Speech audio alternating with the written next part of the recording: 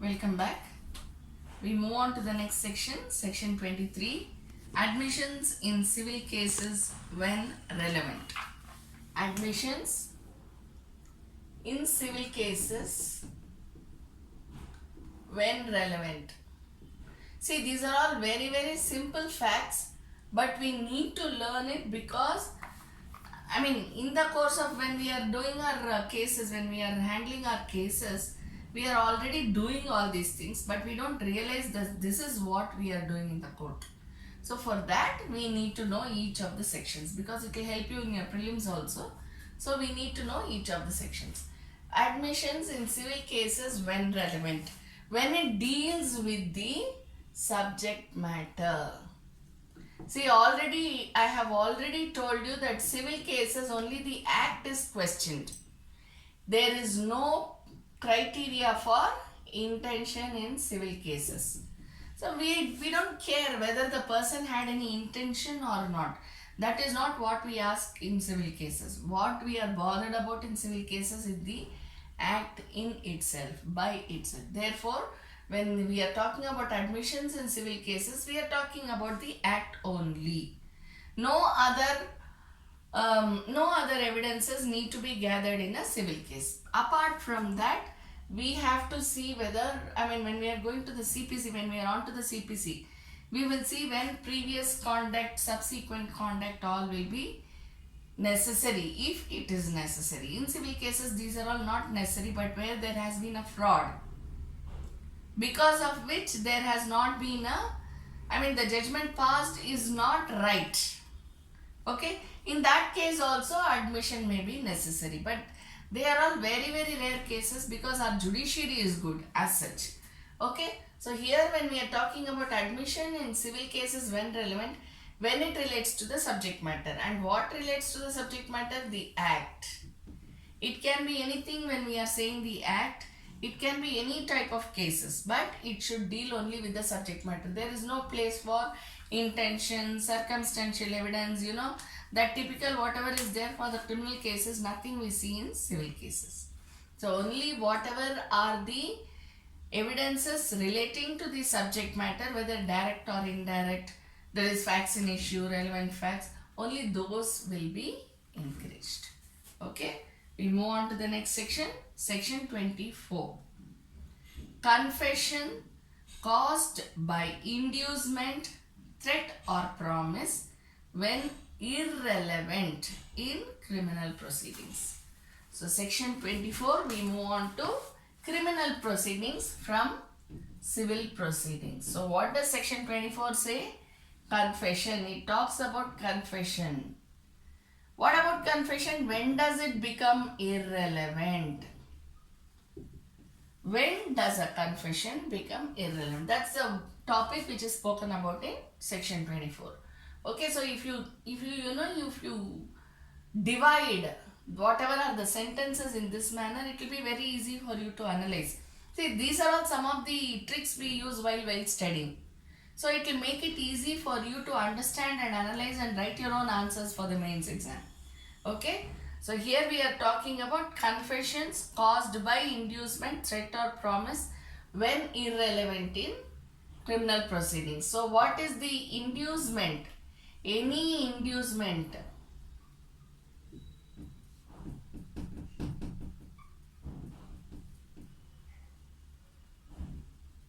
Okay, so here we are talking about when does a confession become irrelevant. When does a confession become irrelevant? When it is caused by inducement. What sort of inducement? We know inducement means what? Inducing something.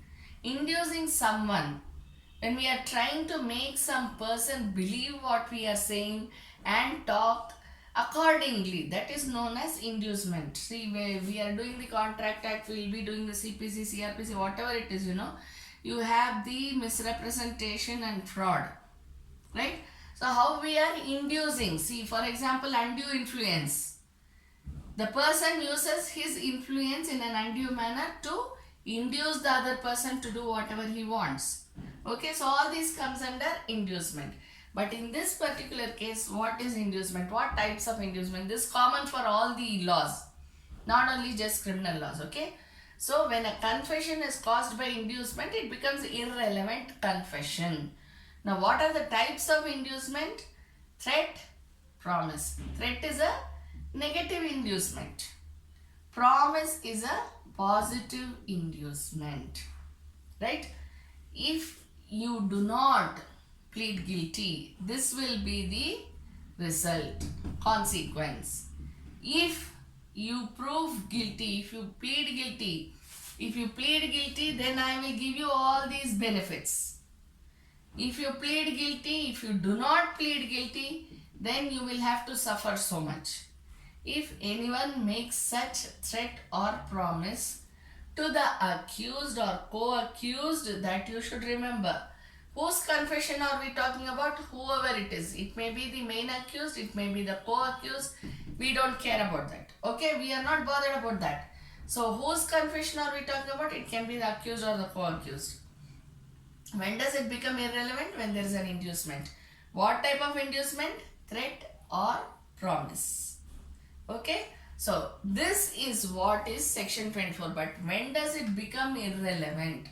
When there is a inducement. So what does section 24 say? Confession caused by inducement when irrelevant in criminal proceedings. See, when there is an inducement, there is a confession, it becomes irrelevant.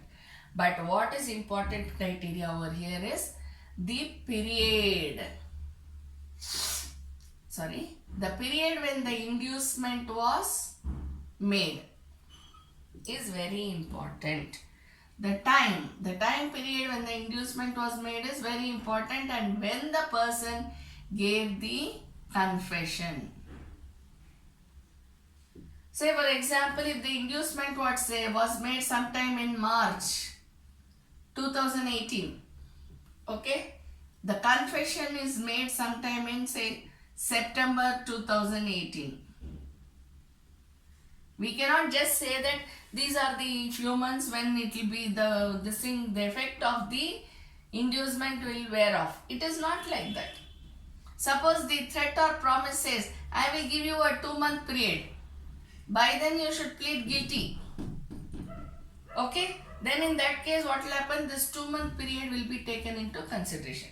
But how will the judge know? That is the criteria here. How will the judge know? Judge will not get to know in any manner. But there is always a question posed by the judge where you pressurize to give your confession. The usual answer by the accused is no. Okay? So that is left to the best interest of the party. That we have no idea, but I am just telling you about the Evidence Act.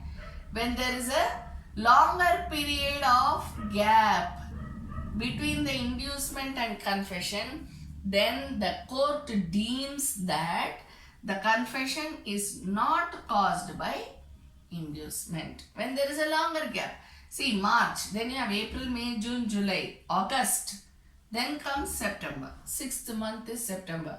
So there is quite a long gap. So we cannot say no, it has been caused by inducement. It's not like that. Okay. So when we are saying this, then there will be a longer gap of time period, because of which it will not be considered as if the confession was made by inducement. But suppose it has been made on 18th March 2018. Inducement has been made on 18th March. And on 20th March or 19th March or probably the 23rd March, when he is produced before the magistrate or when he is already in judicial custody and he is produced, whatever it is, he makes a confession. Then there can be an iota of doubt that the confession is a result of the inducement. Maybe. Okay. So this explains section 24.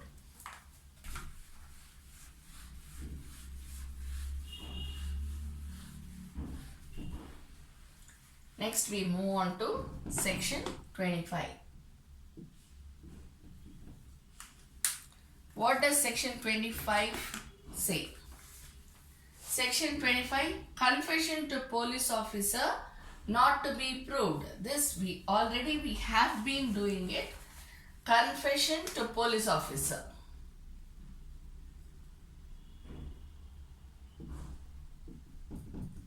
not to be proved. Why is it taken as confession to a police officer need not be proved? It need not be proved. Not to be proved is specifically written in Indian Evidence Act.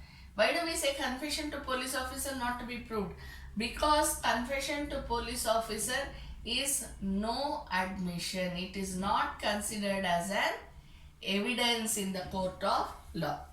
Confessions are never considered to be an evidence before the court of law. Understand? Therefore, confession to police officer need not be proved. Very simple. Then we go on to the next section. Section 26. Confession by accused while in custody of police not to be proved against him. Here what it says? Confession to police officer not to be proved. Section 26 says confession while in police custody.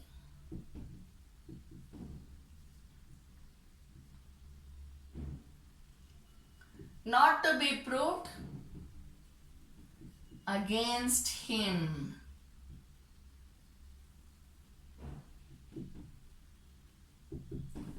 Confession to police officer not to be proved. It is very clear. There is no need to prove it. Confession in police custody. When the person is in police custody, he would have confessed it to anybody. Need not necessarily be the police officer. Anybody who is there in the police station when he is in police custody. Okay. So confession when the person is in police custody should not be proved against him. Suppose a confession is made to a lawyer or made to a third person, okay, or made to a constable or made to a third party who is there, or maybe to his own cellmate. It can be anybody, but he is still in police custody. When a confession is made to any other person, to police officer we already know that it need not be proved. To any other person when he is in police custody should not be proved against him. The cellmate cannot come and say, sir, you know what happened when we were together in the police custody in cell? This is what he told me.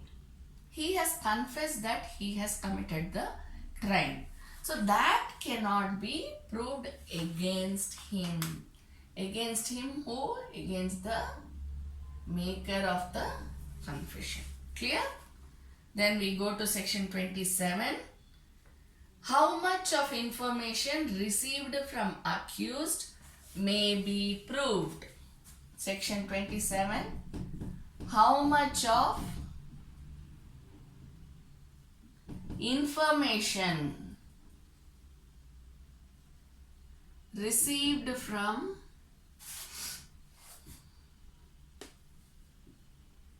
accused may be proved. Do you note the difference here? Here we have read about confession. Here also in the previous section we have read about confession. But what are we reading about here? Information. Who gives the information? The accused. Okay. So how much of information received from the accused may be proved? See, when it comes to information, it is a question of proof. Here we say confession should not be proved to police officer. Again we say confession in police custody not to be proved against him. Right? But here we are talking about information given by the accused may be proved. How much of the information? Here it is not a confession. It is an information. Okay? So information is something which is supposed to be very informal. And it is gained also informally out of the knowledge of the accused. See, for example, we were just reading in the newspapers about the Indrani Mukherjee case. There you have the driver who was caught, and then when he was arrested, he said that I know where the murder took place. I will take you to that place. This is what was reported in the media, right? In the newspapers. So he took them. It was a source of information for the police officer, saying that they got a lead that someone has been murdered and that person has been buried there. It was a source of information only, piece of information. So the information was given by whom? Obviously the driver was arrested. So it has been by the accused. I already told you accused can be main accused or co-accused. Okay. So information which is given by the accused may be proved. In this case what happened? The information given by the driver was taken on. And then investigations proved that there has indeed been a murder. Right? And then we know the rest is history. Okay. So information which is given by the accused may be proved. So there is no compulsion that it should not be proved. It may be proved. If the prosecution feels that the information is worthwhile, then it may be proved by the prosecution. Okay. We go on to the next section. Section 28. Section 28 speaks about confession made after removal of impression caused by inducement, threat or promise relevant. See, this is the other side of the same coin. That's what we put it. So section 28 is the other side of section 24. Section 24 says confession under inducement. When does it become irrelevant?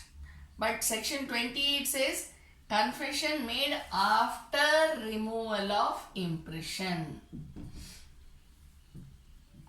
After removal of impression of inducement. So when any confession is made after removal of impression of inducement, will it become relevant?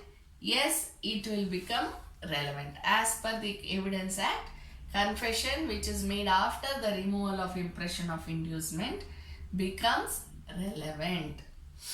I already told you when we were dealing with section 24, if there is a longer time gap, that is usually the criteria. If there is a longer time gap, then it is deemed to be as if the effect of the inducement has been removed. The effect has varied off. Effect has varied off. Okay. Now we go to the next section.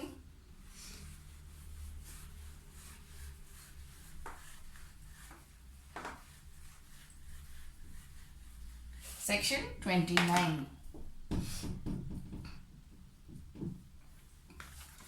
Section 29 reads as follows. Confession otherwise relevant not to become irrelevant because of promise of secrecy, etc. So what do we have? We have a relevant evidence. There is a relevant evidence. It should not become irrelevant just because there are a few factors which affect it. Say for example, if it is by a drunkard, in a drunken state, by a person in a drunken state.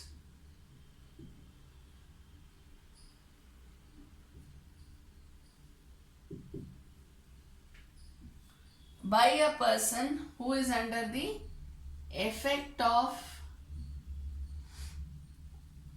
this will be the one, alcoholic substances. When you say alcoholic, it is drunken state, and drugs, forbidden drugs, okay, it is not the medicines.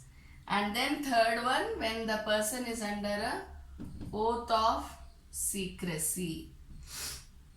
Okay, so relevant evidence does not become irrelevant just because the relevant evidence is given by a person who is drunk or who is under the influence of drugs or anyone who is under the oath of secrecy. See, it's of common knowledge that whatever the client tells to the lawyer is under an oath of secrecy. Am I right? So we cannot tell what our clients speak to us to anybody. Right?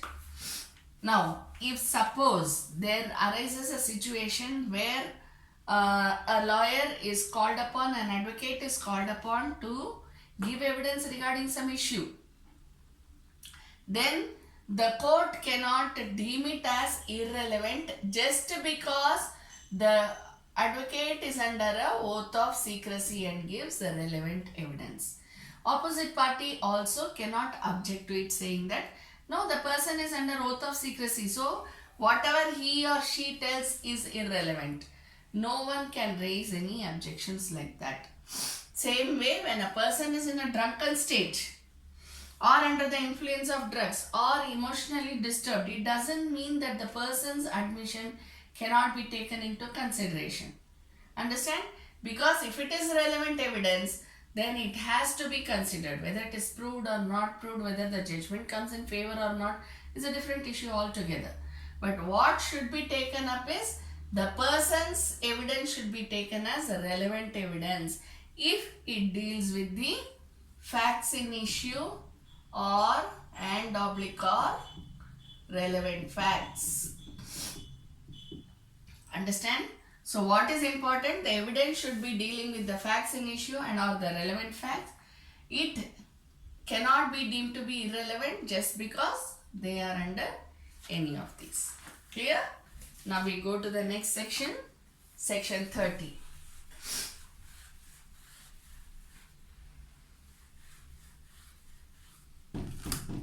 Section 30.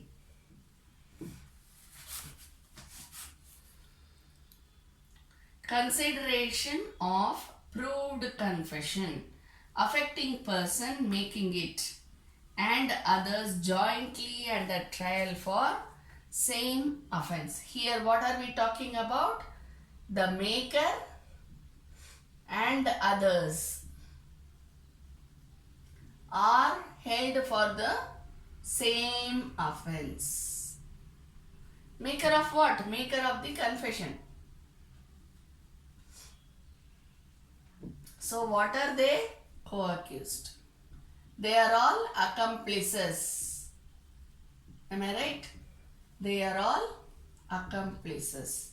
Okay. So consideration of proved confession affecting person making it and others jointly under trial for same offense. So here how we have to say the confession has been proved. It is a proved confession. What sort of a confession is it? Proved confession. Can it be considered against the maker and others who have been caught for the same offense? Yes. The answer would be yes. It can be considered. Why so? See, earlier we saw that confession cannot be considered. It need not be proved. This is what we read. Then how come all of a sudden there is a proved confession and it can be considered as evidence? What is the logic behind this?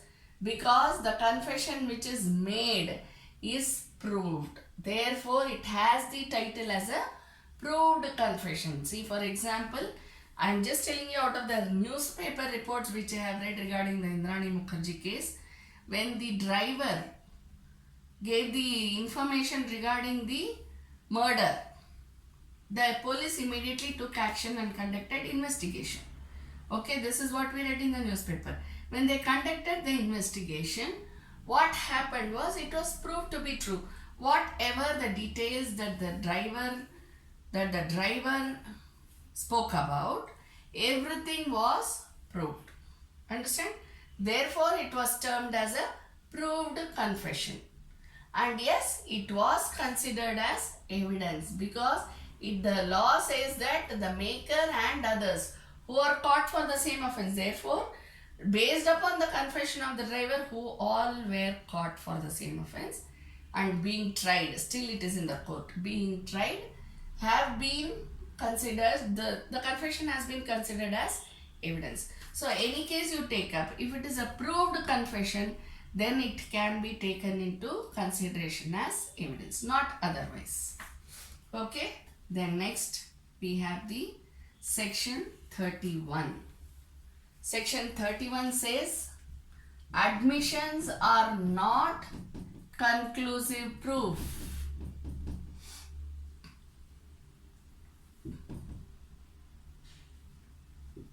But may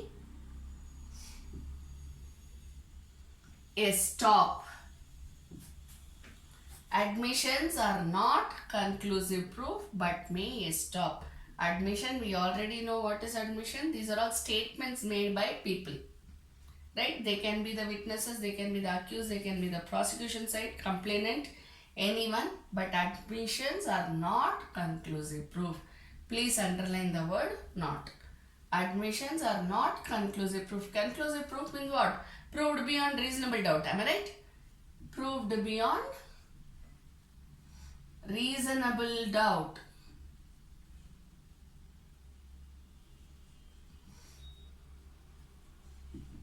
So admissions are not conclusive proof but may stop. What is stop? If you can remember what is doctrine of estoppel, you will remember this. Stop means what? Stop. Stopped by promise. This is what we read in Contract Act. But when it comes to Evidence Act, stopped by the statement, stopped by the admission. So if it is really needed, if it is really warranted, then the admission may be proved. See, when the police receives a complaint saying that I saw a body over there near the tree. Okay, so immediately it's an admission, right? So it's an admission. What will the police do? They will not say, okay, you don't have any proof, don't come to us. That is not the way police behave. Immediately they will take action and conduct the preliminary investigation. So what? The admission made by the complainant, the one who gave the information, stops and asks for proof. So it may be proved. That is the Section 31. It is not a conclusive proof. Just because the complainant came and told the information, the admission doesn't become conclusive. Oh, yeah, is it? Okay, let me write down an FIR. Is that how it happens? It doesn't happen that way. They conduct investigations and then give the FIR. So, admissions not conclusive proof but may stop. Thank you.